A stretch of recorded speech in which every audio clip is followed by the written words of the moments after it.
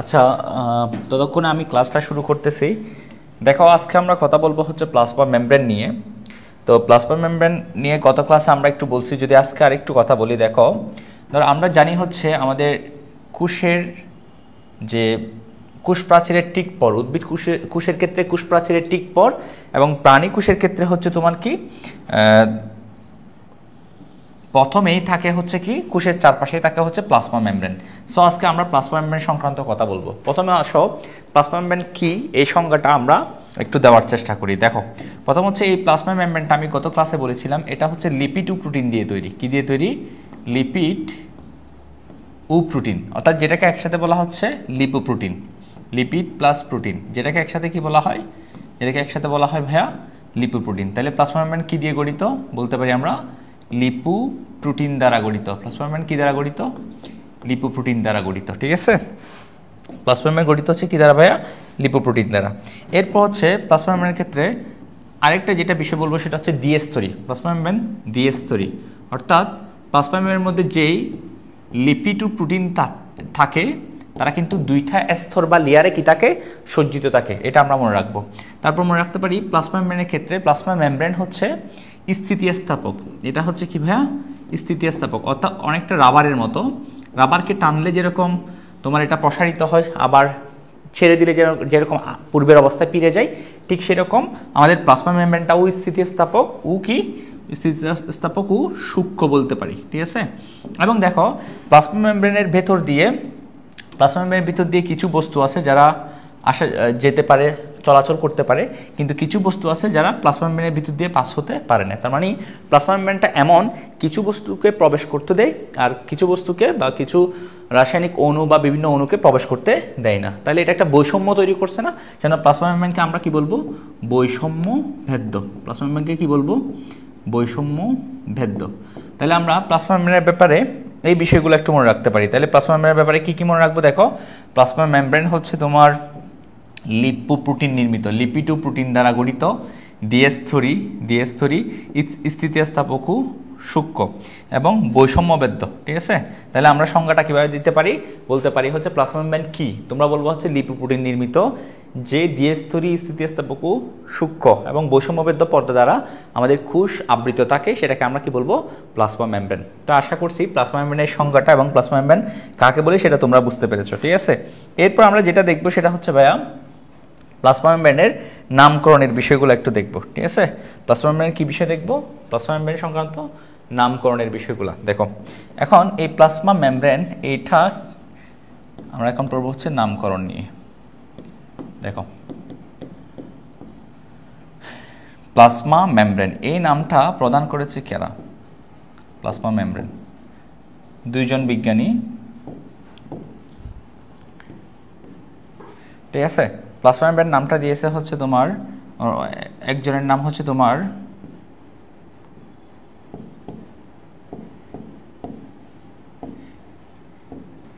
আচ্ছা ক্যামার নামক একজন বিজ্ঞানী এই নামকরণটা করেছে। আরেকটা হচ্ছে প্লাজমা লেমা। প্লাজমা মেমব্রেনকে কিন্তু প্লাজমা লেমাও বলা হয়, প্লাজমা লেমা বলা হয়। প্লাজমা লেমা এই নামটা দিয়েছে হচ্ছে ফ্লর নামক একজন বিজ্ঞানী। ঠিক আছে, এছাড়াও প্লাজমা মেমব্রেনকে আরও কী কী নামে ডাকা হয়? দেখো, প্লাজমা মেমব্রেনকে আরও কী কী নামে ডাকা হয় সেটা হচ্ছে বায়ু মেমব্রেন বলা হয়, বায়ু মেমব্রেন বলা হয়। আর প্লাজমা মেমব্রেনকে আমরা কি বলি? প্লাজমা মেমব্রেনকে আমরা বাংলায় বলি হচ্ছে কি? কোষঝিল্লি। বাংলায় বলি হচ্ছে কি? কোষঝিল্লি। ঠিক আছে, প্লাজমা মেমব্রেনকে আমরা কি বলি? কোষঝিল্লি বলি। ঠিক আছে, আচ্ছা তোমরা যারা ক্লাসে উপস্থিত আছো তারা একটু কাইন্ডলি রেসপন্স করিও, এবং তোমরা যদি রেগুলার যারা ক্লাস করে কাইন্ডলি তাদেরকে একটু মেনশন দিয়ে দিও যে ক্লাসটা তোমার শুরু হয়েছে। ঠিক আছে, আচ্ছা আচ্ছা আরেকটা বিষয় এখানে একটু বলে রাখি, সেটা হচ্ছে প্লাজমা মেমব্রেন এই নামটা দুইজন বিজ্ঞানী প্রদান করছেন। একজন হচ্ছে তোমার কে? একজন হচ্ছে ক্যামার, একজন ছিল হচ্ছে কার্ল নেগেলি। একজনের নাম হচ্ছে ক্যামার ও আরেকজনের নাম হচ্ছে কি? Curl Nägeli. তাহলে এটা মনে রাখিও, কার্ল নেগেলি ও ক্যামার এই নামকরণটা করেছে, এটা আমরা একটু মনে রাখবো। তারপর হচ্ছে আরেকটা নাম হচ্ছে প্লাজমা লেমা বলা হয় প্লাজমা মেমব্রেনকে। প্লাওয়ার নামক একজন সায়েন্টিস্ট এই নামটা দিয়েছে। এছাড়াও প্লাজমা মেমব্রেনকে কি বলা হয়, বায়ু মেমব্রেন বলা হয় এবং ঘুষঝিল্লি আমরা বাংলাতে বলে থাকি। ঠিক আছে, তাহলে এই নামগুলোতে আসলে কি প্লাজমা মেমব্রেনকে ডাকা হয়ে থাকে। ঠিক আছে, এখন আসলে আমরা দেখব হচ্ছে প্লাজমা মেমব্রেনটা আসলে কোষের চারপাশে যে মেমব্রেনটা আছে, যে প্লাজমা মেমব্রেন, এই প্লাজমা মেমব্রেনটা কীভাবে গঠিত হয়। আমরা দেখলাম এখানে লিপিড ও প্রোটিন দিয়ে গঠিত। এই যে লিপিড এবং প্রোটিনগুলো বা যেই উপাদানগুলো দিয়ে প্লাজমা মেমব্রেন গঠিত, সেই উপাদানগুলো কীভাবে সজ্জিত থাকে প্লাজমা মেমব্রেনের ভিতরে, সেই সংক্রান্ত বিভিন্ন মডেল বিভিন্ন বিজ্ঞানী প্রস্তাব করেছে। তাহলে আমরা প্লাজমা মেমব্রেনের গঠন সংক্রান্ত এই যে আমরা দেখতে পাচ্ছি এখানে প্লাজমা মেমব্রেন, এই প্লাজমা মেমব্রেনটা কীভাবে গঠিত হয়েছে, এই মেমব্রেনটা কীভাবে গঠিত হয়েছে, মানে মেমব্রেনের ভিতরে যে উপাদানগুলো আছে লিপিড প্রোটিন, এরা কীভাবে প্লাজমা মেমব্রেনের ভিতরে সজ্জিত আছে, এই ব্যাপারগুলো দিয়ে তোমার বিভিন্ন বিজ্ঞানী তোমার কী প্রদান করার চেষ্টা করছে, মডেল দেওয়ার চেষ্টা করছে। ঠিক আছে, তাদের মডেলগুলোকে বলা হচ্ছে প্লাজমা মেমব্রেনের সংক্রান্ত মডেল। এই প্লাজমা মেমব্রেন সংক্রান্ত মডেলগুলো আমরা একটু দেখো। তো প্লাজমা মেমব্রেনের গঠন সংক্রান্ত প্রথম যে মডেলটা দিছে বা ভৌত গঠন সংক্রান্ত প্লাজমা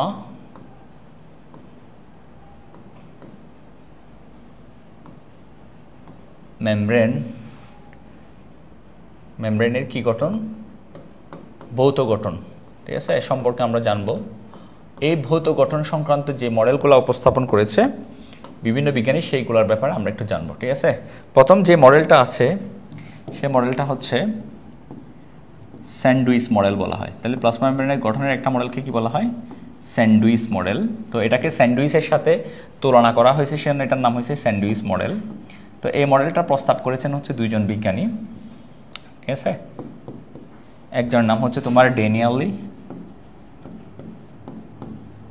এবং আরেকজনের নাম হচ্ছে ডেভসন। দুইজন বিজ্ঞানী এই নামটা দিয়েছেন। আরেকটা এই মডেলটা দিয়েছেন যে স্যান্ডউইচ মডেল, প্লাজমা মেমব্রেনের ভৌত গঠন সংক্রান্ত। আরেকটা প্লাজমা মেমব্রেন কীভাবে গঠিত হয় তার আরেকটা মডেল হচ্ছে তোমার unit membrane model. Unit membrane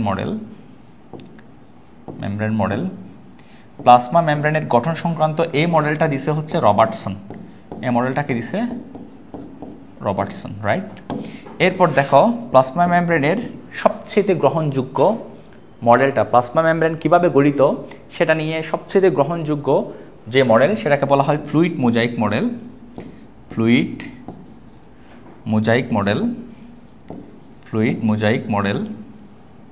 ঠিক আছে, এই ফ্লুইড মোজাইক মডেলটা প্রদান করেছে হচ্ছে কে, নিকলসন,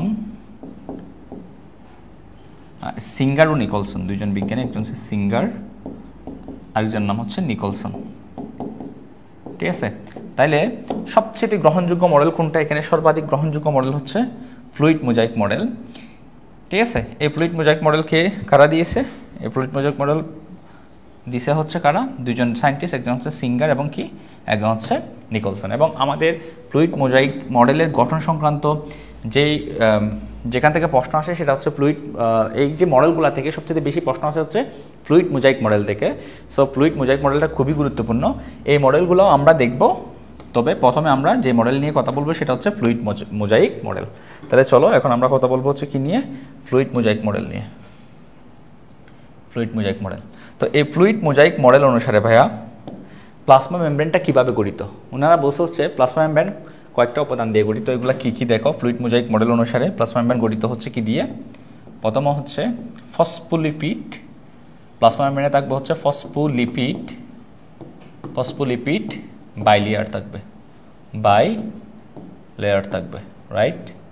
আচ্ছা, অর্থাৎ ফসফোলিপিডের দুইটা স্তর থাকবে, বাই মানে দুই, লেয়ার মানে স্তর। তারপর থাকবে হচ্ছে তারপরে মেমব্রেন প্রোটিন, অর্থাৎ প্লাজমা মেমব্রেনের মধ্যে কিছু প্রোটিন দ্বারা থাকে, সেগুলোকে বলা হচ্ছে মেমব্রেন প্রোটিন। প্রত্যেকটার ব্যাপারে আমরা বিস্তারিতভাবে জানবো। ঠিক আছে, এরপর থাকে হচ্ছে গ্লাইকোক্যালিক্স। এটা কি আমরা দেখব বিস্তারিত, গ্লাইকোক্যালিক্স। প্লাজমা মেমব্রেনের এরপর থাকে হচ্ছে কি আরেকটা উপাদান হচ্ছে কোলেস্টেরল। তো তোমাদের ফ্লুইড মোজাইক মডেল ব্যাখ্যা করতে বললে এই চারটা বিষয় তোমাদের ব্যাখ্যা করে দিলে হবে। কোলেস্টেরল, তো এই চারটার মধ্যে সবচেয়ে যে প্রথম যেটা এবং ইম্পর্টেন্ট সেটা হচ্ছে ফসফোলিপিড বাইলেয়ার।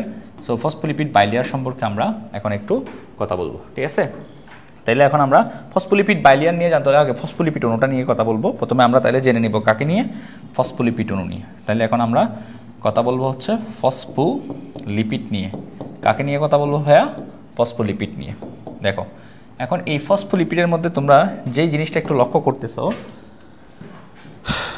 যে জিনিসটা ফসফোলিপিডের মধ্যে লক্ষ্য করতেছো, এখানে দুইটা অংশ, একটা হচ্ছে ফসফো, একটা হচ্ছে কি ভাইয়া? একটা হচ্ছে লিপিড। তার মানে ফসফো দ্বারা কি বোঝাচ্ছে? ফসফো দ্বারা বোঝাচ্ছে হচ্ছে ফসফেট, আর লিপিড দ্বারা কি বোঝাচ্ছে?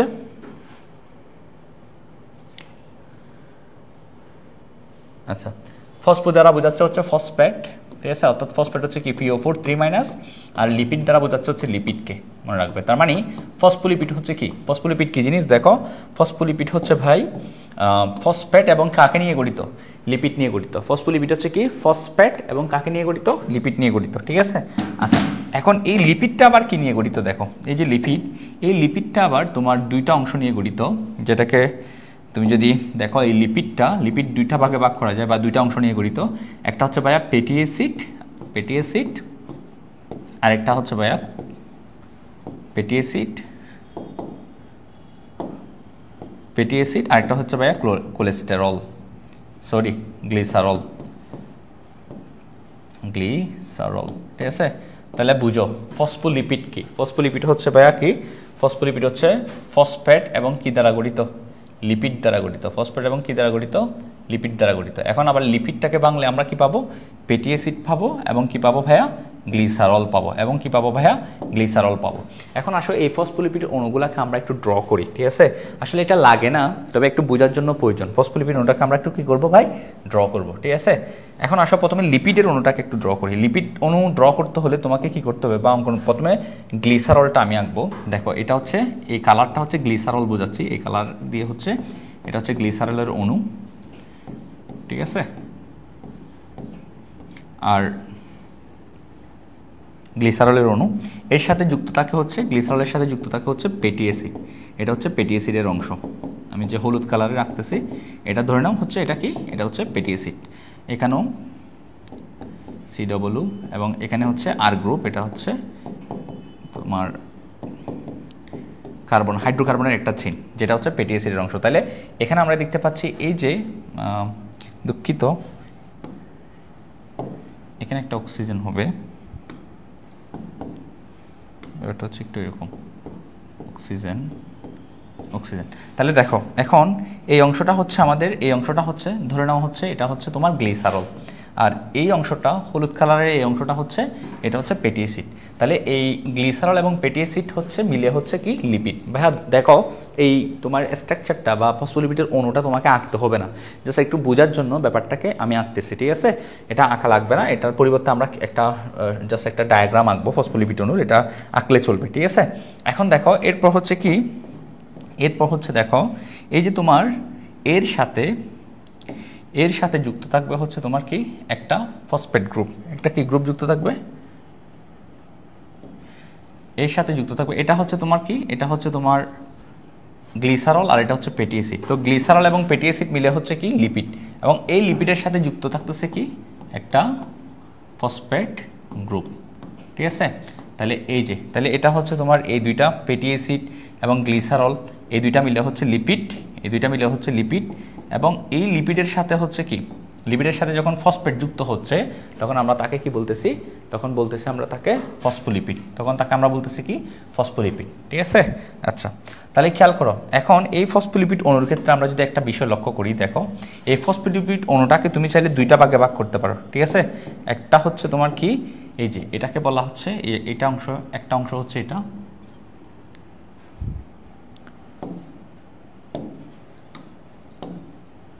একটা অংশ হচ্ছে ভাইয়া এটা, এটাকে বলা হচ্ছে তোমার কি? ফসফেট হেড বলা হয়। এই অংশটাকে কি বলা হয়? Phosphate head. আর এখানে দুইটা অংশ দেখতে পাচ্ছ, এই দুইটা অংশকে বলা হয় ফ্যাটি অ্যাসিড লেজ, ঠিক আছে? এই দুইটা অংশকে কি বলা হয়? ফ্যাটি অ্যাসিড লেজ বলা হয়। তাহলে ভাই বুঝো কয়টা অংশ থাকে? ফসফেটের দুইটা অংশ থাকে ফসফোলিপিডের। তাহলে জিনিসটাকে আমরা যদি একটু এভাবে অঙ্কন করি, খেয়াল করো, একটু এভাবে অঙ্কন করি, তাহলে ফসফেটের আমরা দেখতে পাচ্ছি একটা কি দেব? ফসফোলিপিডের একটা কি আছে? একটা হেড আছে, আর একটা দুইটা কি আছে? লেজ আছে, ঠিক আছে? লেজগুলোকে আমরা এভাবে দেবো, ঠিক আছে। তাহলে জাস্ট মনে করো এটাই হচ্ছে তোমাকে এটাই আঁকতে হবে, ফসফোলিপিড অণুটাকে জাস্ট এভাবে বুঝাইলে হবে, ঠিক আছে। তাহলে ফসফোলিপিড অণুর মধ্যে একটা কি থাকবে, ফসফেট হেড। ফসফেট হেডের ভিতরে কি কি আছে দেখো, ফসফেট গ্রুপ আছে এবং গ্লিসারল আছে, ঠিক আছে। আর দুইটা কি কার্বন হাইড্রোজেন অংশগুলোকে কি বলা হচ্ছে, লেজ। তাহলে ফ্যাটি অ্যাসিডের দুইটা অংশ থাকে, একটা অংশকে বলবো আমরা হেড বা মাথা, যেটাকে বলা হচ্ছে ফসফেট হেড। কেন? কারণ এর ভিতরে কি আছে, ফসফেট গ্রুপ আছে, ফসফেট হেড। এর গ্রুপে কি আছে, ফসফেট হেড গ্রুপ আছে, সেজন্য এই যে দেখতেছো PO4 এই অংশটা আছে, সেজন্য এটাকে বলা হচ্ছে ফসফেট হেড। আর এই অংশটাকে বলা হচ্ছে লেজ, ঠিক আছে। লেজটা আসছে থেকে ফ্যাটি অ্যাসিড থেকে, সেজন্য এগুলোকে আমরা বলবো ফ্যাটি অ্যাসিড টেল। আর এই ফসফেট হেডের ভিতরে এটা হচ্ছে ভাইয়া নেগেটিভ চার্জ যুক্ত, কারণ হচ্ছে পজিটিভের তোমার ফসফেটের মধ্যে কি আছে, নেগেটিভ চার্জ আছে, ঠিক আছে। সেজন্য এই ফসফেট হেডটাকে বলবো আমরা ফুলার মানে হচ্ছে তার যাদের মধ্যে কি থাকে, পজিটিভ নেগেটিভ চার্জ থাকে, তাদেরকে আমরা কি বলবো, ফুলার। আর এই লেজের মধ্যে কি থাকে, কার্বন হাইড্রোজেন। যেহেতু এখানে কোনো পজিটিভ নেগেটিভ চার্জ নাই, লেজটাকে কি বলবো আমরা, অপুলার। লেজটাকে কি বলবো, অপুলার, ঠিক আছে। লেজটাকে বলবো আমরা অপুলার, ঠিক আছে। এখন দেখো তাইলে ফসফেট এটা হচ্ছে ফসফোলিপিডের একটা অণু, এটা কিসের অণু, ফসফোলিপিড অণু। ভাই এটা হচ্ছে কিসের অণু, ফসফোলিপিড অণু, এটা হচ্ছে ফসফোলিপিড অণু, রাইট।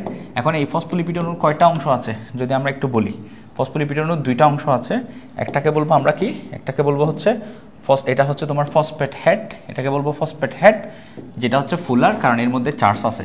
যেহেতু এখানে দেখতে পাচ্ছ, এখানে যেহেতু একটু হেডের ভিতরে যেহেতু একটা ফসফেট গ্রুপ আছে, আমরা জানি PO4 3- ফসফেট হচ্ছে নেগেটিভ চার্জ বিশিষ্ট, সেজন্য এই হেডটা হবে কি, ফুলার। ফসফেট হেডটা কি হবে, ফুলার, কারণ এই হেডের ভিতরে ফসফেট আছে যেটা হচ্ছে চার্জযুক্ত।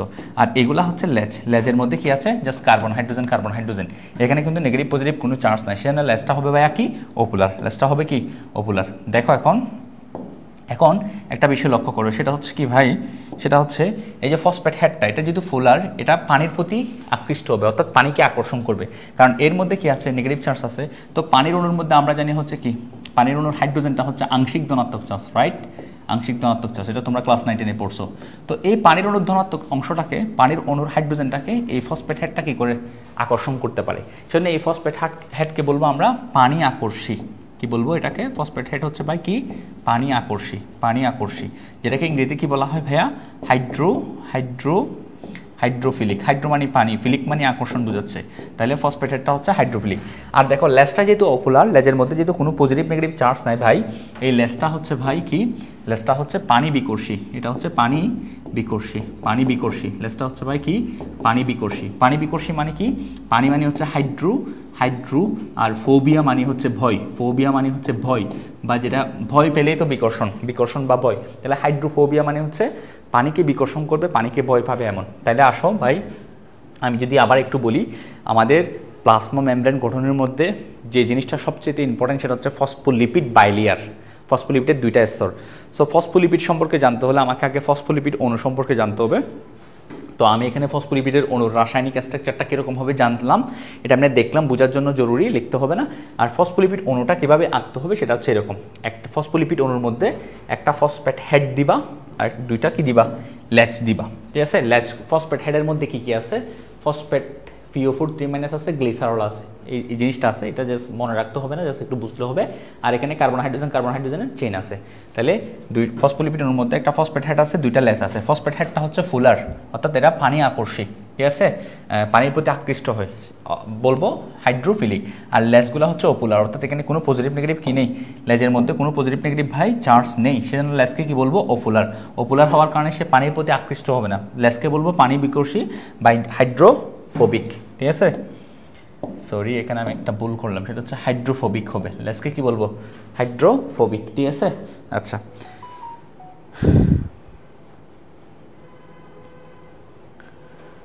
ঠিক আছে। এখন আসো, এর পরবর্তীতে আমরা এখন দেখবো হচ্ছে, দেখো আমরা দেখলাম হচ্ছে ফসফোলিপিড বাইলেয়ার থাকে। এই যে ফসফোলিপিড অণুটা প্লাজমা মেমব্রেন গঠনের সময় এটার দুইটা কি থাকবে, লেয়ার বা স্তর থাকবে, ঠিক আছে। কিভাবে থাকবে দেখো, আমরা সচরাচর এরকমই এঁকে ফেলি যে প্লাজমা মেমব্রেন আঁকার সময় যে চারপাশে এরকম একটা তোমার জাস্ট একটা দাগ দিই, তাই না, এটাকে প্লাজমা মেমব্রেন বোঝায়। কিন্তু প্লাজমা মেমব্রেনের ভিতরে যে এর ভিতরে কি থাকে, ফসফোলিপিডের অণুগুলা থাকে। অণুগুলা কয়টা লেয়ারে থাকে, দুইটা স্তরে থাকে। তো অণুগুলো আমি এখানে দিচ্ছি, দেখো একটু আঁকতেছি। এটা হচ্ছে ধরো ফসফোলিপিডের একটা অণু, এরকম অণুগুলো এরকম ফসফোলিপিডের অণুগুলো এরকম পাশাপাশি থাকে। কোথায়? প্লাজমা মেমব্রেনের মধ্যে ফসফোলিপিডের অণুগুলো এরকম পাশাপাশি থাকে। তাহলে এগুলো হচ্ছে ফসফোলিপিডের অণু। এখন ফসফোলিপিড অণুর এটা কয়টা স্তর? আর একটা স্তর। এখন আরেকটা স্তর আমাকে আঁকতে হবে, সেটা আমি জাস্ট এখান থেকে কপি করে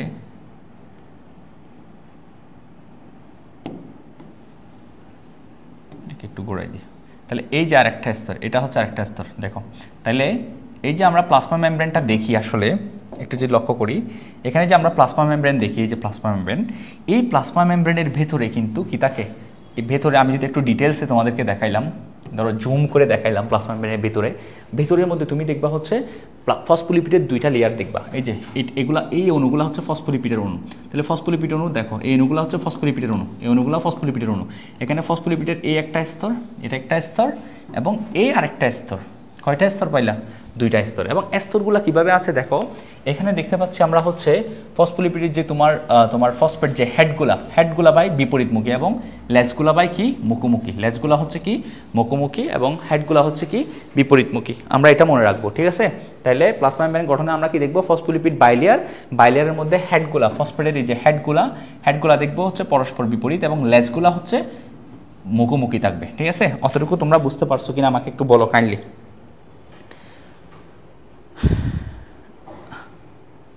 ঠিক আছে, এখন দেখো আমরা এখানে একটা কমপ্লিট করে ফেললাম fluid mosaic model. Plasma membrane গঠনের মধ্যে একটা জিনিস কমপ্লিট করলাম, সেটা হচ্ছে ফ্লুইড মোজাইক মডেলে আমরা দেখলাম হচ্ছে প্লাজমা মেমব্রেন গঠিত হচ্ছে ফসফোলিপিড বাইলিয়ার দ্বারা। ফসফোলিপিড বাইলিয়ারটা আমরা দেখলাম। এরপর হচ্ছে মেমব্রেন প্রোটিন, অর্থাৎ এখন এই যে ফসফোলিপিড বাইলিয়ার অর্থাৎ প্লাজমা মেমব্রেনের উপর, ঠিক আছে, এই মেমব্রেনের উপর ভাইয়া কিছু কি আছে? কিছু প্রোটিন সজ্জিত থাকে, এটা আমরা মনে রাখবো। কিছু কি সজ্জিত থাকে? প্রোটিন সজ্জিত থাকে, ঠিক আছে? এবং প্রোটিনগুলো আমরা দিয়ে দিই। কিছু প্রোটিন আছে হচ্ছে এরকম প্লাজমা ফসফোলিপিড বাইলিয়ারের উপরে বসে থাকে, ঠিক আছে? আর কিছু প্রোটিন আছে ফসফোলিপিড বাইলিয়ারের ভিতরে প্রবিষ্ট থাকে, হালকা ঢুকে থাকে এরকম। আর কিছু প্রোটিন আছে দুইটা লেয়ার জুড়েই থাকে। তাহলে কয় ধরনের মেমব্রেন প্রোটিন পাইছো? যে প্লাজমা মেমব্রেনের যে প্রোটিনগুলো থাকে এগুলো ভাই কয়ভাবে সজ্জিত থাকে আমাকে বলো তো? কয়ভাবে সজ্জিত থাকে? তিনভাবে। কিছু প্রোটিন আছে হচ্ছে পুরা দুই মেমব্রেন জুড়ে থাকে, এই যে এই প্রোটিনগুলো দুই মেমব্রেন জুড়ে থাকে। আর কিছু প্রোটিন হচ্ছে ভাই উপরের দিকে বসে থাকে, আর কিছু প্রোটিন হচ্ছে আংশিক প্রবিষ্ট থাকে। তাহলে তিন ধরনের প্রোটিন পাইছি। প্রোটিনগুলোকে আমরা কি কি বলবো? এটা হচ্ছে তোমার কি, এটাকে বলবো হচ্ছে যেটা একদম উপরের দিকে বসে থাকে তাকে বলবো আমরা হচ্ছে পেরিফেরাল প্রোটিন বা প্রান্তীয় প্রোটিন। পেরিফেরাল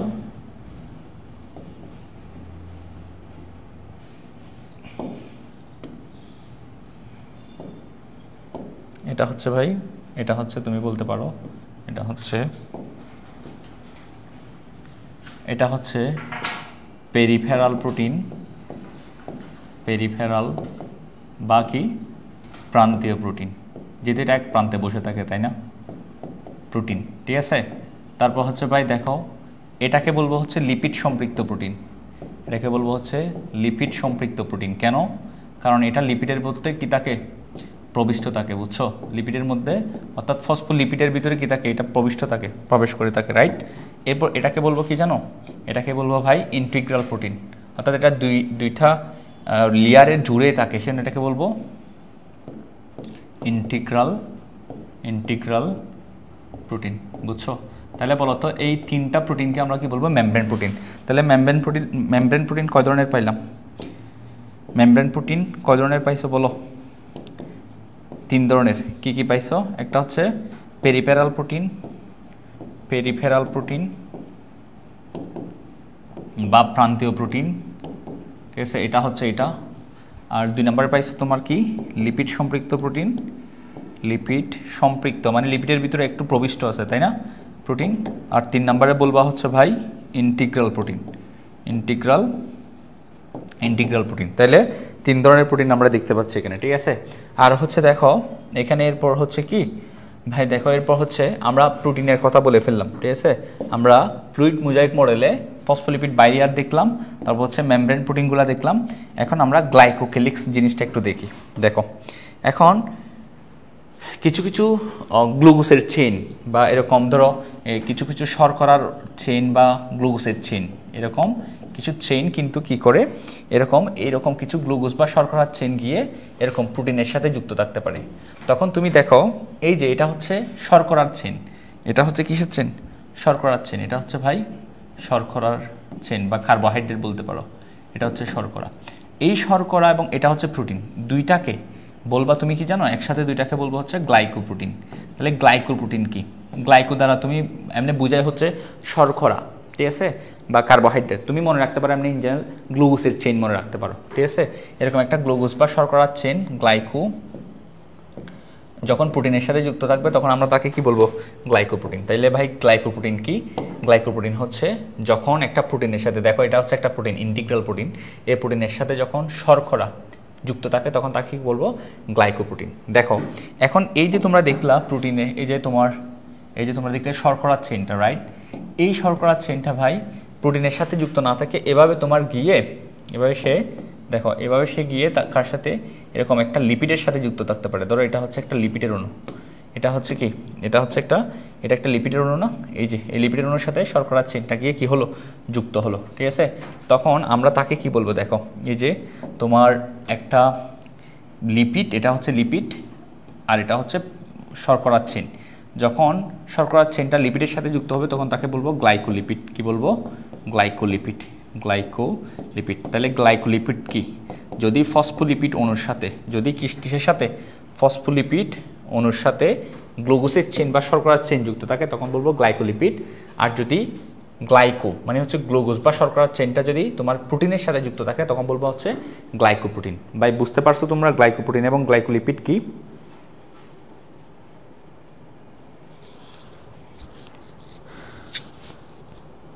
হ্যালো, কথা কি বোঝা যাচ্ছে? একজন বললো জিমলা ইসলাম বললা হচ্ছে সাউন্ড ক্লিয়ার নাই। সাউন্ড এখন ঠিক আছে কিনা বলো তো আমাকে। আচ্ছা, এখন দেখো এখন আমরা যে টার্মটা আসলে পড়বো সেটা হচ্ছে, দেখো ভাই আমরা যেটা পড়বো সেটা হচ্ছে গ্লাইকোক্যালিক্স।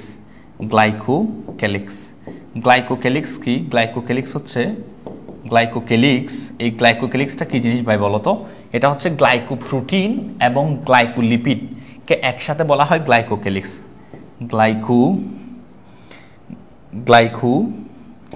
গ্লাইকো কি বলে? লিপিড প্লাস কি? গ্লাইকোলিপিড প্লাস গ্লাইকোপ্রোটিন, এই দুইটাকে একসাথে কি বলা হয়? গ্লাইকোপ্রোটিন। এই দুইটাকে একসাথে ভাই কি বলে? দুইটাকে একসাথে বলে হচ্ছে ভাই তোমার গ্লাইকোক্যালিক্স। তাহলে গ্লাইকোক্যালিক্স কি? আমাকে যদি একটু বলো গ্লাইকোক্যালিক্স কি? গ্লাইকোক্যালিক্স হচ্ছে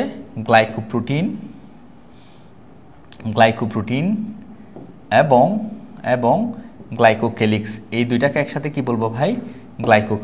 গ্লাইকোলিপিড এবং গ্লাইকোপ্রোটিন, এই দুইটাকে একসাথে বলবো গ্লাইকোক্যালিক্স, ঠিক আছে। এই দুইটাকে একসাথে কি বলবো? গ্লাইকোক্যালিক্স বলবো, ঠিক আছে।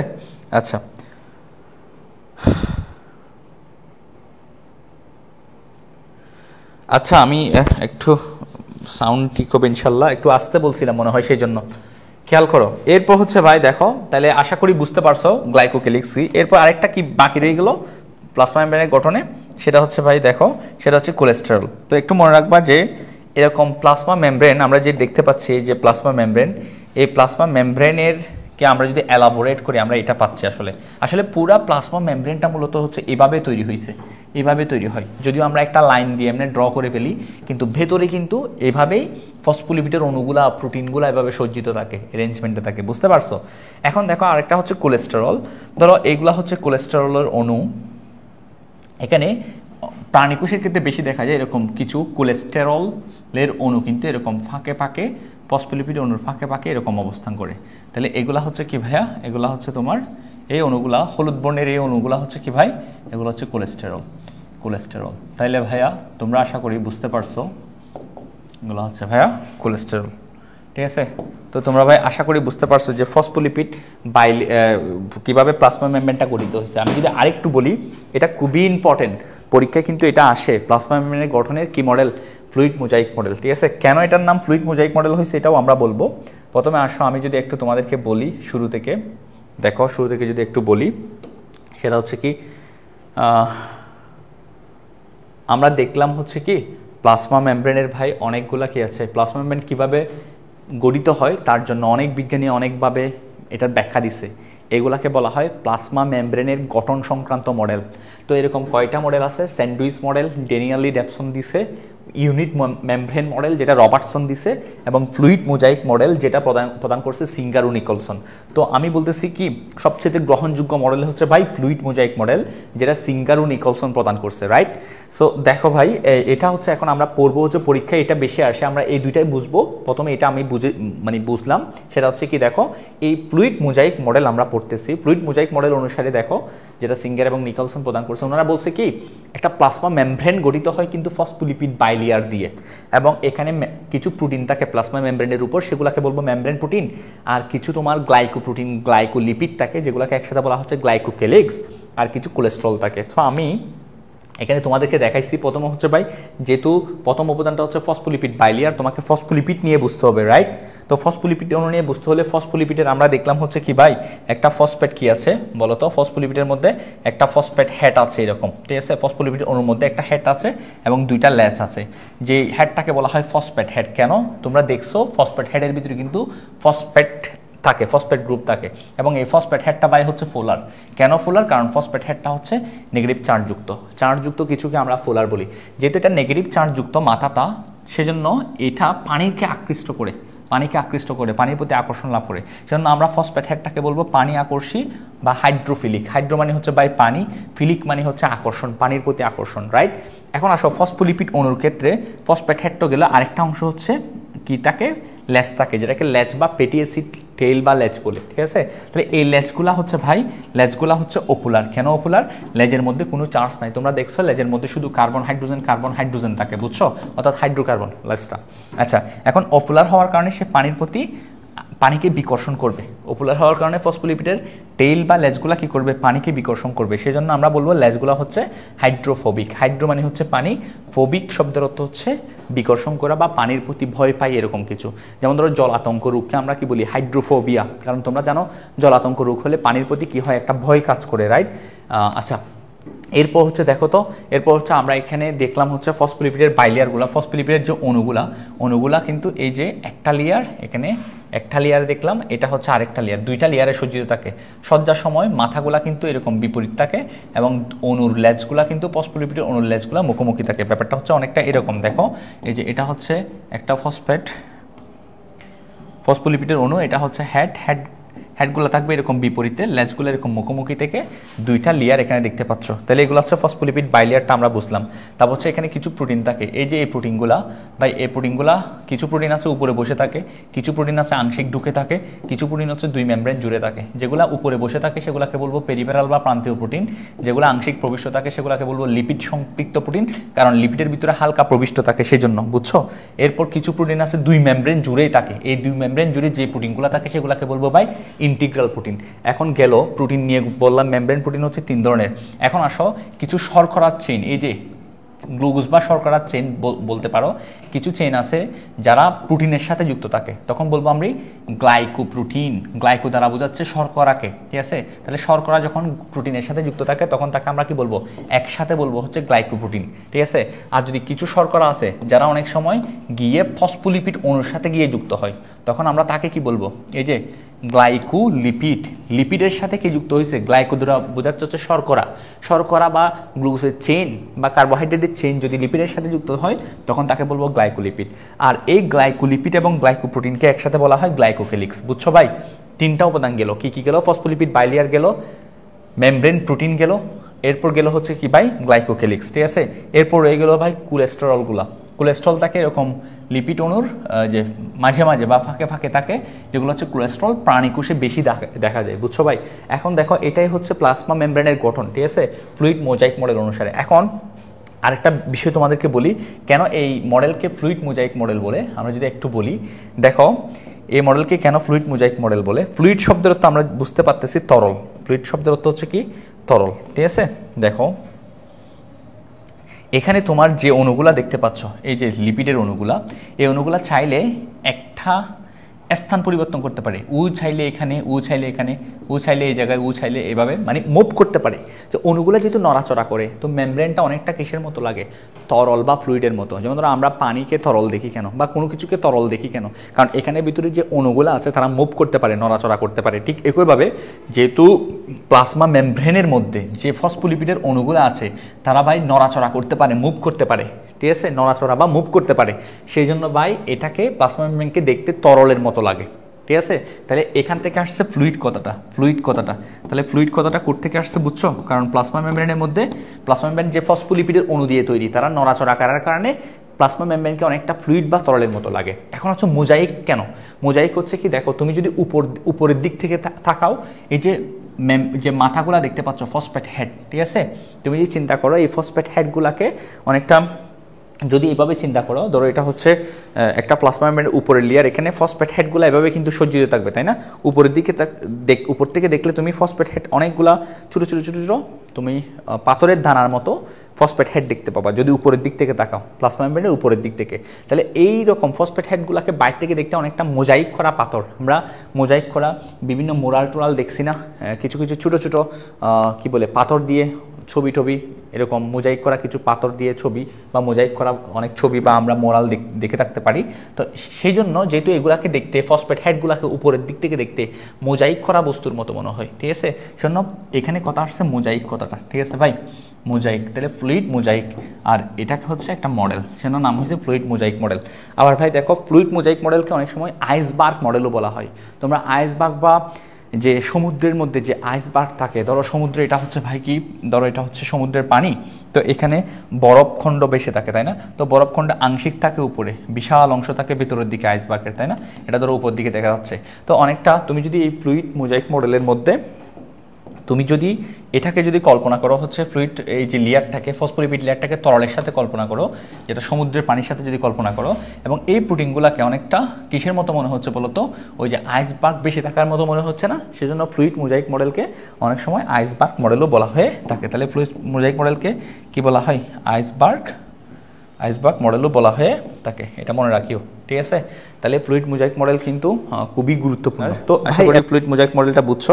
এরপর হচ্ছে আমি যেটা বলবো সেটা হচ্ছে, দেখো আরও দুইটা মডেল আমরা এখানে বলেছিলাম, ফ্লুইড মোজাইক মডেল ছাড়া আরও দুইটা মডেল এখানে আছে প্লাজমা মেমব্রেন গঠনের, ঠিক আছে। দেখো মডেলগুলো কি কি যদি একটু দেখি, দেখো একটা মডেল হচ্ছে তোমার কি, একটা মডেল হচ্ছে তোমার স্যান্ডউইচ মডেল, যেটা হচ্ছে ড্যানিয়েলি এবং ডেভসন প্রদান করছে, একটা হচ্ছে ইউনিট মেমব্রেন মডেল, ঠিক আছে। তো স্যান্ডউইচ মডেল বুঝতেই পারতেছো, এই মডেলকে স্যান্ডউইচের সাথে তুলনা করছে। কেন তুলনা করছে একটু বুঝি, দেখো কেন তুলনা করছে। এই মডেলকে কেন স্যান্ডউইচের সাথে তুলনা করছে একটু দেখি। দেখো এখানে উনি বলছে কি, উনি বলছে হচ্ছে যে স্যান্ডউইচ মডেল অনুসারে, আমরা এখন এটা দেখব স্যান্ডউইচ মডেল, এটা অনুসারে ওনারাও বলছে কি, স্যান্ডউইচ মডেল অনুসারে ড্যানিয়েলি ডেভসন বলছে প্লাজমা মেমব্রেনটা এরকম ফসফোলিপিড বাইলিয়ার দিয়ে তৈরি। এগুলো হচ্ছে ফসফোলিপিডের ধরো হেড, আর এগুলো হচ্ছে ফসফোলিপিডের লেজ, ঠিক আছে, এগুলো হচ্ছে ফসফোলিপিডের লেজ, ঠিক আছে। এখন দেখো, এখন ওনারাও বলছে কি, ফসফোলিপিডের এরকম দুইটা কি থাকে, দুইটা বাই লেয়ার থাকে, ঠিক আছে, এরকম দুইটা লেয়ার থাকে। কারা, কোন মডেল, স্যান্ডউইচ মডেল অনুসারেও ফসফোলিপিডের কয়টা লেয়ার আছে বলো ভাই, দুইটা লেয়ার আছে।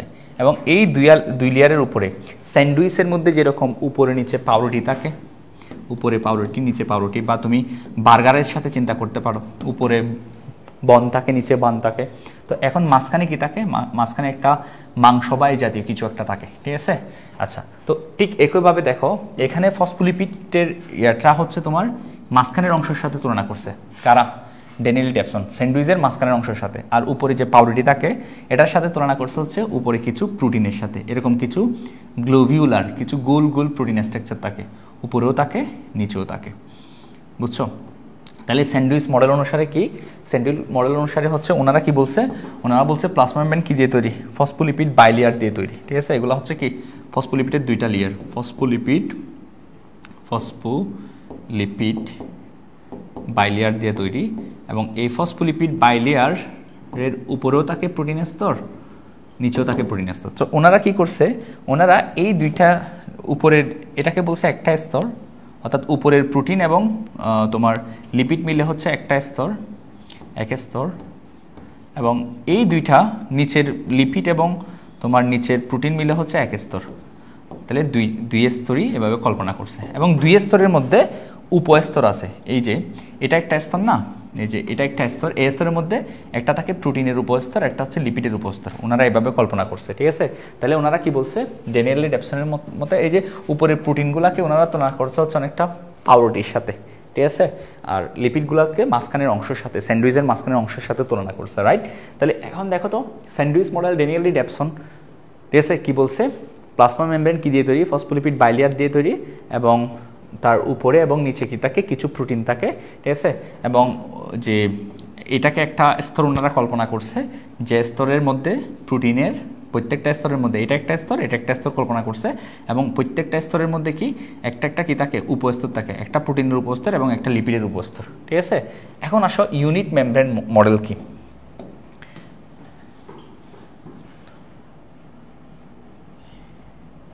এখন আমরা দেখব হচ্ছে কি মডেল, এটা হচ্ছে স্যান্ডউইচ মডেল, এটা একটু লিখে দিই, এটা হচ্ছে স্যান্ডউইচ মডেল, বুঝছো, এটা হচ্ছে স্যান্ডউইচ মডেল, ঠিক আছে। এখন আমরা দেখব হচ্ছে এটা ইউনিট মেমব্রেন মডেল। মানে দেখো ইউনিট মানে হচ্ছে বোঝাচ্ছে হচ্ছে একক, ঠিক আছে, একক মেমব্রেন মডেল। এটাও এটার মতো, জাস্ট হালকা একটু বেশি পার্থক্য, সেম এটার মতোই। রবার্টসন দিছে এটাকে কেন একক মেমব্রেন মডেল বলছে, ঠিক আছে। কেন একক মেমব্রেন মডেল বলছে আমি একটু বলি। রবার্টসনের মতো সকল বায়োলজিক্যাল মেমব্রেন, শুধু প্লাজমা মেমব্রেন না, মাইটোকন্ড্রিয়ার চারপাশে মেমব্রেন থাকে, ক্লোরোপ্লাস্টের চারপাশে মেমব্রেন থাকে, রাইট। সো এরকম তোমার লাইসোজোমের চারপাশে মেমব্রেন থাকে, এন্ডোপ্লাজমিক রেটিকুলামে মেমব্রেন থাকে, নিউক্লিয়াসের চারপাশে মেমব্রেন থাকে। ওনার মতো হচ্ছে সকল বায়োলজিক্যাল মেমব্রেনের আণবিক গঠন একই রকম, ঠিক আছে, উনি যেরকম বলছে সেরকম। তাহলে এই জন্য ওনার এই মডেলকে বলছে ইউনিট মেমব্রেন মডেল, মানে একক, সবার একটাই, একই রকম, সাদা সব মেমব্রেনের গঠন হচ্ছে একই রকম। তাহলে সকল ওনার মতো হচ্ছে কি সকল বায়োলজিক্যাল মেমব্রেন দ্বারা অনেক কি বোঝাতে চাইছে বলো তো, অর্থাৎ একটা কোষের ভিতরে যাদের মেমব্রেন আছে, প্লাজমা মেমব্রেন বলো, মাইটোকন্ড্রিয়ার মেমব্রেন বলো, ক্লোরোপ্লাস্টের মেমব্রেন বলো, নিউক্লিয়াসের মেমব্রেন বলো, সকল মেমব্রেন হচ্ছে একই রকম। সকল বায়োলজিক্যাল মেমব্রেন হচ্ছে কি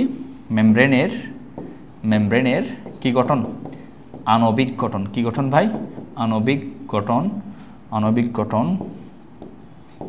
একই, ঠিক আছে। এই জন্য উনি কি ওনার এই মডেলকে বলছে কি ইউনিট মেমব্রেন মডেল।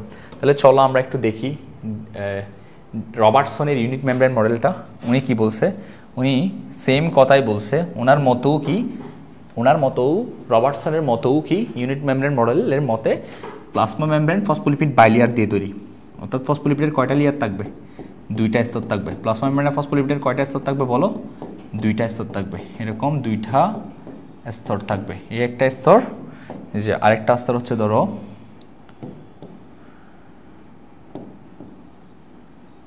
একটা স্তর হচ্ছে ভাই এটা, তাহলে দুইটা স্তর থাকবে এরকম, ঠিক আছে, দুইটা স্তর থাকবে।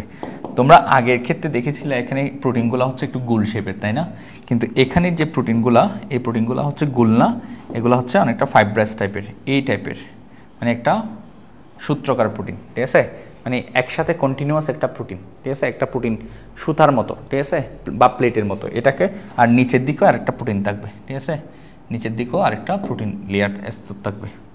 তাহলে ওনার মতো কি প্লাজমা ইউনিট মেমব্রেন মতেও প্লাজমা মেমব্রেন কী দিয়ে গঠিত, ফসফোলিপিড বাইলেয়ার দিয়ে গঠিত। কী দিয়ে গঠিত ভাই, ফসফোলিপিড, এই যে ফসফোলিপিড বাইলেয়ার দিয়ে গঠিত, এবং ফসফোলিপিডের উপরে থাকে কি একটা তোমার হচ্ছে ফাইব্রাস প্রোটিন অথবা তন্তুময় প্রোটিন বলতে পারো, একটা প্রোটিন থাকে। তবে এই ক্ষেত্রে ছিল কি প্রোটিন বলো, গ্লোভিউলার প্রোটিন, মানে হচ্ছে গোল গোল শেপের প্রোটিন। আর এক্ষেত্রে হচ্ছে তোমার একটা ফাইব্রাস প্রোটিন, বা যেটাকে বিটা শিট বলে, বা এই প্রোটিনটা হচ্ছে অনেকটা শিটের মতো বা আস্তরণের মতো, ঠিক আছে। এই প্রোটিনটা, এই একটা প্রোটিন, নিচের দিকে একটা প্রোটিন থাকে, তাহলে ভাই দুইটা প্রোটিন থাকে, এটার সাথে এটার সেম মিল। তবে এখানে দেখবা হচ্ছে গ্লোভিউলার প্রোটিন থাকে, কিন্তু এখানে প্রোটিন থাকে হচ্ছে যে প্রোটিনটা থাকে এটা হচ্ছে কন্টিনিউয়াস, এটা কিন্তু আলাদা আলাদা প্রোটিন না, উনি বলছে হচ্ছে আলাদা আলাদা প্রোটিনের কথা স্যান্ডউইচ মডেল অনুসারে। তাহলে সেম, দুইটা কিন্তু সেম, জাস্ট হালকা একটু পার্থক্য। আর উনি ইউনিট মেমব্রেন বলছে কি, রবার্টসন বলছে হচ্ছে সকল বায়োলজিক্যাল মেমব্রেন, উনি যেরকম বলছে সেভাবে গঠিত। সকল বায়োলজিক্যাল মেমব্রেন বলতে বোঝাচ্ছে প্লাজমা মেমব্রেন, মাইটোকন্ড্রিয়াল মেমব্রেন, ক্লোরোপ্লাস্টের মেমব্রেন, সকল মেমব্রেন, ঠিক আছে। আর এই যে স্যান্ডউইচ মডেল কিন্তু মডেলে কিন্তু ওই যারা স্যান্ডউইচ মডেল প্রদান করছে ওনারা কিন্তু এই কথা বলে নাই, ঠিক আছে। আচ্ছা, সো আশা করছি এতটুকু তোমরা বুঝতে পারছো।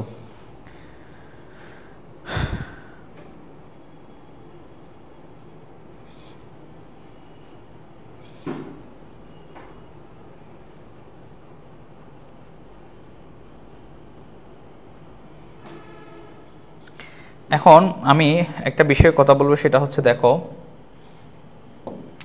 এখানে যে প্রোটিনগুলো আছে, এখানে যে প্রোটিনগুলো আছে এগুলোকে বলা হয় মেমব্রেন প্রোটিন। তোমাদের বই খুললে মেমব্রেন প্রোটিনের কিছু কাজ পাবা। কি পাবা? মেমব্রেন প্রোটিনের কিছু কাজ পাবা। এই প্রোটিনের কাজ নিয়ে আমি কিছু কথা বলি। কি বলবো? মেমব্রেন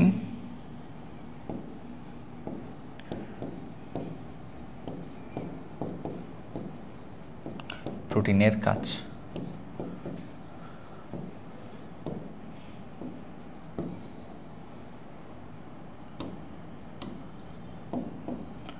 মেমব্রেন প্রোটিনের কাজ বলতে গেলে প্রথমে মেমব্রেন প্রোটিন দেখো, মেমব্রেন প্রোটিন তোমার রিসেপ্টর হিসেবে কাজ করে। রিসেপ্টরকে আমি এটা বুঝাই দেব। দেখো রিসেপ্টর হিসেবে কি করে, হিসেবে কাজ করে। মেমব্রেন প্রোটিন কি হিসেবে কাজ করে ভাই? রিসেপ্টর হিসেবে কাজ করে। ধরো এটা হচ্ছে ধরো প্লাজমা মেমব্রেন, ঠিক আছে, এটা হচ্ছে ধরো নিউক্লিয়াস। আচ্ছা, তো প্লাজমা মেমব্রেনের গায়ের উপর যে মেমব্রেনের মধ্যে যে প্রোটিনগুলো আছে, ধরো এটা একটা এরকম, এটা যেহেতু প্লাজমা মেমব্রেনের গায়ের উপর থাকে, আমরা জানি প্লাজমা মেমব্রেনের মধ্যে যে প্রোটিনগুলো আছে এগুলাকে বলি আমরা মেমব্রেন প্রোটিন। ধরো এটা একটা মেমব্রেন প্রোটিন। এই মেমব্রেন প্রোটিনটা কী হিসেবে কাজ করতে পারে বললাম? রিসেপ্টর হিসেবে কাজ করতে পারে। রিসেপ্টর কি? রিসেপ্টর হচ্ছে আসলে তারা বিভিন্ন রকম সংকেত, তারা বিভিন্ন রকম রাসায়নিক অণু তাদের সাথে এসে যুক্ত হবে, ঠিক আছে। যেমন ধরো আমি তোমাদেরকে যদি বলি ইনসুলিনের কথা আমরা সবাই জানি। ধরো এই যে এটা হচ্ছে একটা ইনসুলিনের অণু, এই যে এটা হচ্ছে একটা ইনসুলিনের, এটা হচ্ছে ইনসুলিনের একটা ধরো অণু। এখন এই ইনসুলিন অণুটা ধরো রক্ত থেকে বের হয়ে এটা আমাদের কোষের গায়ের মধ্যে থাকা প্রোটিনের সাথে কি হয়? যুক্ত হয়। দেখো ইনসুলিন যে প্রোটিনের সাথে যুক্ত হচ্ছে সেই প্রোটিনটাকে আমরা এখন কি বলবো? রিসেপ্টর প্রোটিন, অথবা বলতে পারি এটা হচ্ছে একটা ইনসুলিন রিসেপ্টর। তাহলে বিভিন্ন নিউরোট্রান্সমিটার বলো, বিভিন্ন ওষুধ বলো, বিভিন্ন হরমোন বলো, কোষের বাইরে যে প্রোটিনের সাথে যুক্ত হবে সেই প্রোটিনকে বলবো আমরা কি? রিসেপ্টর প্রোটিন, ঠিক আছে। তো এবার মনে রাখতে পারো যারা রিসিভ করে কোনো কিছুকে তারাই হচ্ছে রিসেপ্টর প্রোটিন। এখন রিসেপ্টর প্রোটিনের সাথে আসলে এখানে ইনসুলিন যুক্ত হয়ে লাভ কি হইল? আসলে এখানে তখন একটা সিগন্যাল যায়, ঠিক আছে, কোষের অভ্যন্তরে। ওই সিগন্যালের প্রেক্ষিতে ভাই কী হয় জানো? এখানে কিছু প্রোটিন আছে যারা, এখানে কিছু প্রোটিন তখন ওপেন হয়ে যায়, ঠিক আছে। এই প্রোটিন দিয়ে কি হয় তখন? বাইর থেকে গ্লুকোজ অণু এসে কোষের ভিতরে প্রবেশ করে। তাহলে দেখো, এখন দেখো এই প্রোটিনটা হচ্ছে একটা প্রোটিন, যে প্রোটিনটাকে আমরা বলবো, যেহেতু বাইর থেকে বিভিন্ন অণু প্রবেশ করতেছে, এটাকে আমরা চ্যানেল বলবো। কি বলবো?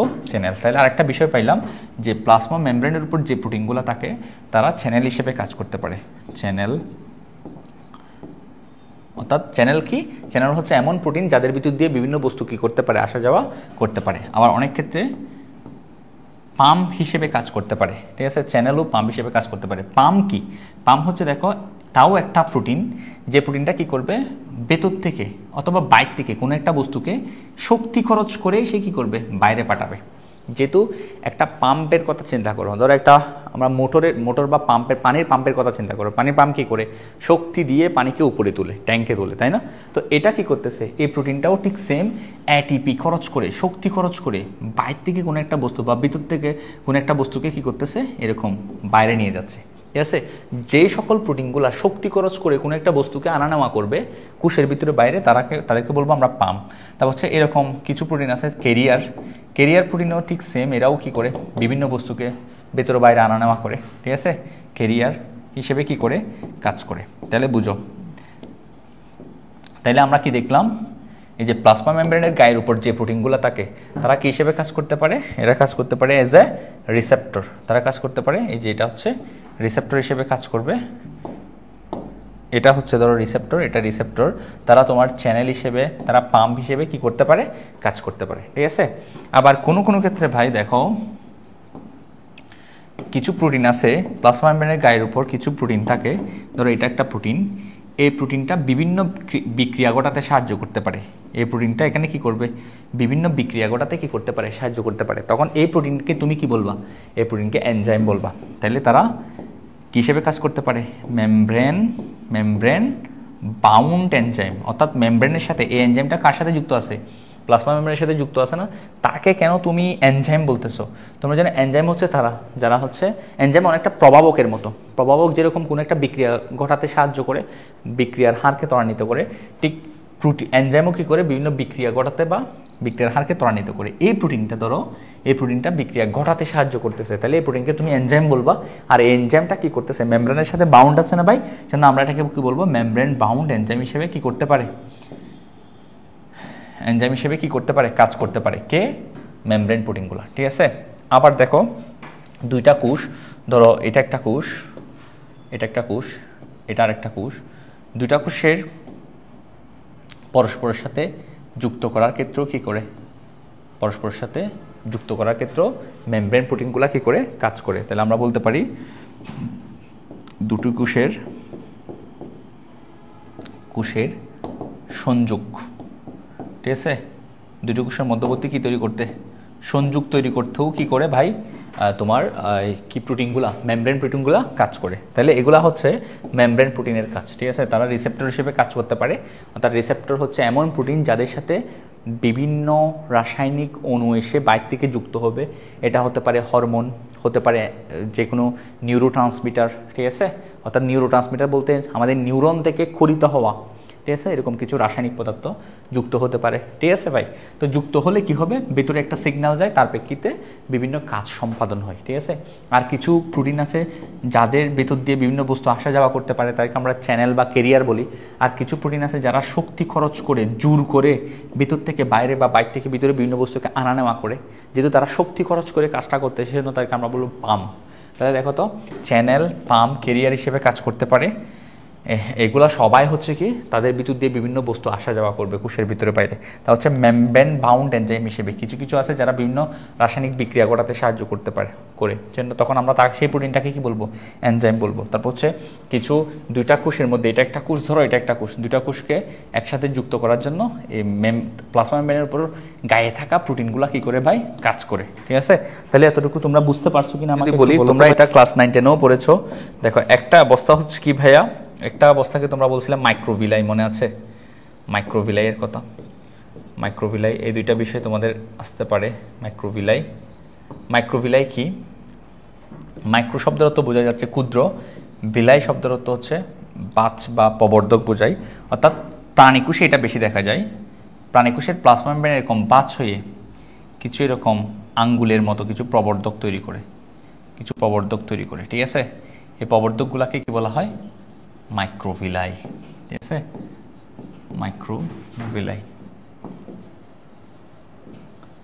মাইক্রোভিলাই তাদের থাকে যাদের শোষণ বা ক্ষরণের সাথে জড়িত যে সমস্ত কোষগুলো। কেন দেখো, যদি একটা কোষ ভাই এরকম থাকে, প্লাজমা মেমব্রেন বাঁচ হয়ে না থাকে, তখন এখানে যে পরিমাণ জায়গা পাবে, প্লাজমা মেমব্রেন যদি বাঁচ হয়ে থাকে, তাহলে এই জায়গাটার পরিমাণ দেখো, তুমি যদি এটাকে ভাঁজটাকে খুলে ফেলো তাহলে বিশাল এরিয়া পাওয়া যাবে। তাহলে যেই সমস্ত কোষ কার সাথে জড়িত, বিভিন্ন বস্তু শোষণের সাথে বা বিভিন্ন বস্তুকে অ্যাবজর্পশনের সাথে জড়িত, তো তাদের এলাকাটা একটু বড় লাগে, বিশাল লাগে, এক্সপান্ড হতে হয়, সেই জন্য তারা বাঁচ হয়ে থাকে, ঠিক আছে। যেমন ধরো আমাদের ক্ষুদ্রান্তে, ঠিক আছে, যে কোষগুলা যারা শোষণের সাথে জড়িত, তাদের মধ্যে মাইক্রোভিলাই থাকে, ঠিক আছে। আচ্ছা, তো মাইক্রোভিলাইয়ের কথা আমরা জানলাম। আরেকটা হচ্ছে আমরা ফিনোসাইটিক ফুসকা বা ফিনোসাইটিক বেসিকল বলা হয়, এই ব্যাপারটা তোমরা হয়তো পড়ছো, ঠিক আছে। ফিনো শব্দের অর্থ হচ্ছে কোনো কিছু পান করা বা কোনো তরল পদার্থকে ইনজেকশন করা, ভেতরে নিয়ে আসাকে বলা হয় ফিনো, ঠিক আছে। আর সাইটিক বোঝাচ্ছে কি, কোষকে, তার মানে অর্থাৎ কোষ যদি কোনো একটা, ধরো এটা হচ্ছে একটা কোষ, তো প্লাজমা মেমব্রেন কী করছে, ভিতরের দিকে এরকম বাঁচ হয়ে এটা ধরো একটা প্লাজমা মেমব্রেন। তো প্লাজমা মেমব্রেন এরকম ভিতরের দিকে বাঁচ হয়ে কী করছে, কোষের বাইরে থেকে বিভিন্ন তরল পদার্থ কোষের ভিতরে কী করতেছে, ধরো নিয়ে আসতেছে। এভাবে তরল পদার্থ ধরো একসময় কোষের ভিতরে চলে আসলো।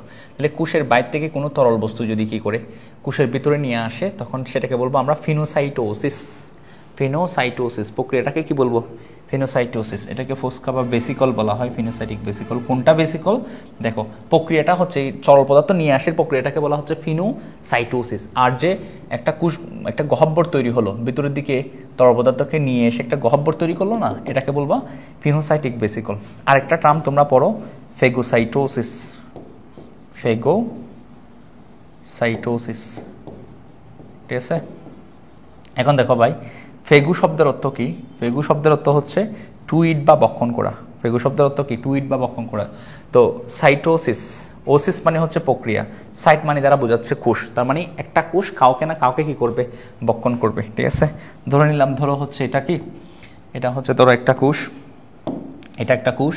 তো এই কোষটা কি করতেছে, এই কোষটা ধরো কোনো একটা, এটা হচ্ছে একটা কোষ, কোনো একটা কঠিন পদার্থকে, কোনো একটা কঠিন বস্তুকে, কঠিন খাদ্য বস্তুকে সে ভেতরের দিকে নিয়ে আসতেছে। এবং এক সময় কি করলো, এক সময় ভাই এরকম ভেতরের দিকে কি করছে,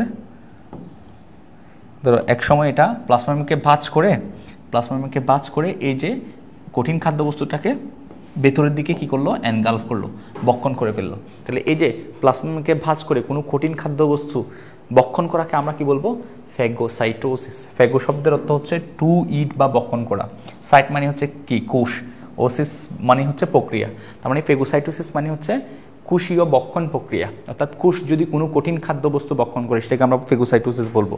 তো যেমন ধরো আমাদের শ্বেতরক্তকণিকার ক্ষেত্রে আমরা দেখেছি, শ্বেতরক্তকণিকা কোনো প্যাথোজেন, প্যাথোজেন বলতে তাদেরকে বোঝানো হচ্ছে যারা রোগ তৈরি করে, বিভিন্ন ব্যাকটেরিয়া হতে পারে, ভাইরাস হতে পারে, ছত্রাক হতে পারে, ঠিক আছে। যারা আমাদের শরীরের মধ্যে রোগ তৈরি করবে তারাই প্যাথোজেন।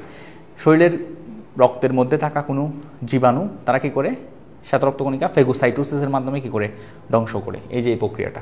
তাহলে আমরা প্লাজমা মেমব্রেন নিয়ে এই কথাগুলো আমরা পড়বো।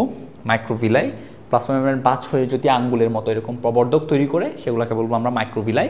মাইক্রোভিলাই ওই সমস্ত কোষের মধ্যে বেশি দেখা যায় যারা ভাই কী করে শোষণের সাথে জড়িত, যারা কার সাথে জড়িত, শোষণের সাথে জড়িত। আর দেখবো হচ্ছে ফিনোসাইটোসিস, ঠিক আছে। ফিনোসাইটোসিস কি, বাইরে থেকে কোষের বাইরে থেকে বিভিন্ন তরল পদার্থ ইনজেকশন করার প্রক্রিয়া বা ভেতরের দিকে নিয়ে আসার প্রক্রিয়াটাকে বলা হচ্ছে ফিনোসাইটোসিস। আর ফিনোসাইটোসিসের ফলে তরল পদার্থ সমৃদ্ধ যে একটা বেসিকল তৈরি হয় সেটাকে বলবো ফিনোসাইটিক বেসিকল। আর ফেগোসাইটোসিস কি, কোষ কর্তৃক কঠিন খাদ্যবস্তুকে বক্ষণ করার প্রক্রিয়াকে আমরা কি বলবো, ফেগোসাইটোসিস। তো ভাই বুঝতে পারছো কিনা এতটুকু আমাকে একটু বলো, যারা আছে একটু বলো।